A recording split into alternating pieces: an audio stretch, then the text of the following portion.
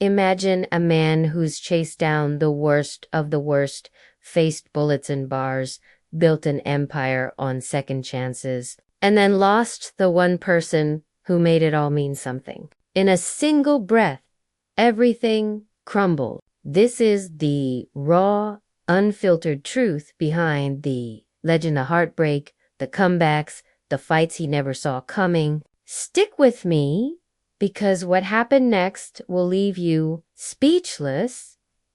He didn't start out as a hero. Born in a dusty corner of Colorado, he grew up in a house where love came with bruises. His dad, a tough welder who moonlighted posting bail, ruled with a heavy hand and a wooden paddle that left marks for days. Mom tried to balance it with Sunday sermons and gentle prayers, but the tension was always there. As a kid, he thought the beatings were normal. He just wanted his father's nod of approval. Instead, at 16, he ran straight into the roar of a biker gang. Leather, engines, rebellion. That's where they started calling him something that stuck. A twisted take on the almighty, spelled backward. It fit the chaos he carried inside. Life moved fast after that. He met a girl at a rowdy gathering. Sparks flew. And when she mentioned her age barely legal, he did the only thing that kept him out of a cell. He married her the next morning. They had kids, lost one too soon, and watched the rest slip away when the marriage cracked under pressure. Divorce number 1. Then came the night that changed everything. A deal gone wrong, a gunshot he never fired, but Texas law didn't care. He was in the car, so he was guilty. 5 years became 80 months behind bars. They're cutting hair for guards. He stopped a desperate escapee from catching a bullet. One act of courage, one whispered idea from a warden, you'd make a hell of a bounty hunter. Freedom came with a mountain of child support and a judge's surprising blessing to chase Gibbs for cash. He dove in headfirst. New wife, new kids, new disasters. Another marriage built on impulse bold bar pickup, cash offer for a baby. Quick vows collapsed when flashy dreams clashed with quiet woods. Divorce again. Then a secretary he once arrested for possession became wife number 4. Rocky from day one. Addiction, infidelity, his mom's death sending him spiraling. While still married, he started seeing the woman the world would later know as his rock. She was on the run herself, back then pinched, for swiping lemons, packing heat, drowning in tickets. He bailed her out. She showed up furious and smitten. And something electric locked in place. Years of side relationships, relapses, and regrouping later. They finally built a life. Kids moved in. A bail bonds shop boomed.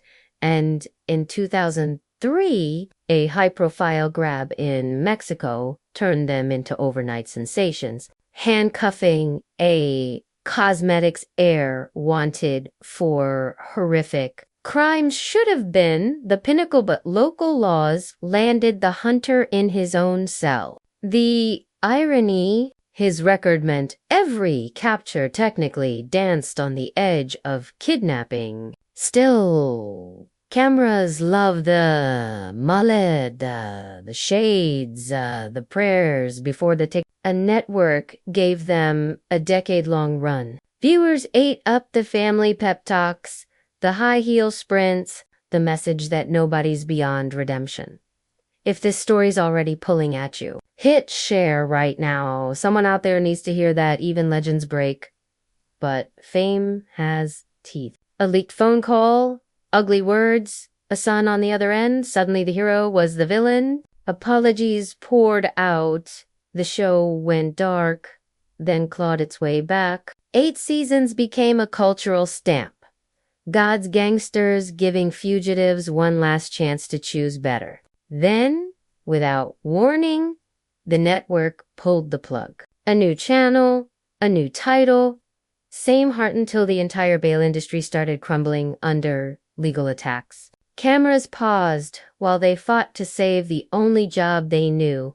That's when the real storm hit. A routine check turned into a cancer diagnosis for her. Surgery, hope, remission. Then the cruelest twist. It returned, meaner, in her lungs. She blogged her fight, vowing to stare it down like any other skip. Fans held their breath. She kept smiling. In June 26, 2019, she was gone. He told the world she'd hiked the stairway to heaven. In her final moments, she turned away so he wouldn't see her fear. He begged her to stay strong while his own heart shattered. Before he could say goodbye, she slipped away. Grief swallowed him whole. Nights, he couldn't stop sobbing. Mornings, he stared at pill bottles and wondered if the pain would ever lift. Medical bills piled like Botus after a bus. The house he'd promised to keep forever teetered on foreclosure. Chest pains hit heartbreak, made literal. He ignored them until a TV doctor dragged him to a clinic. Diagnosis: massive blood clot in the lungs. The silent killer that drops tough guys without warning. For decades, smoking 3 packs a day hadn't helped. Patches, therapy, a promise to quit. He started climbing out, one craving at a time. A new series launched while the wound was still raw. 12-day manhunt across dusty backroads. 5 arrests in one sweep. Blood on the pavement, proof the old fire still burned. But headlines kept coming. 7 months after laying her to rest, he was spotted with a family friend. His daughter lit up social media, calling betrayal. He swore it was comfort, nothing more. Then, live on a talk show, he dropped to one NEP proposal or publicity stunt, no one could tell. It fizzled fast.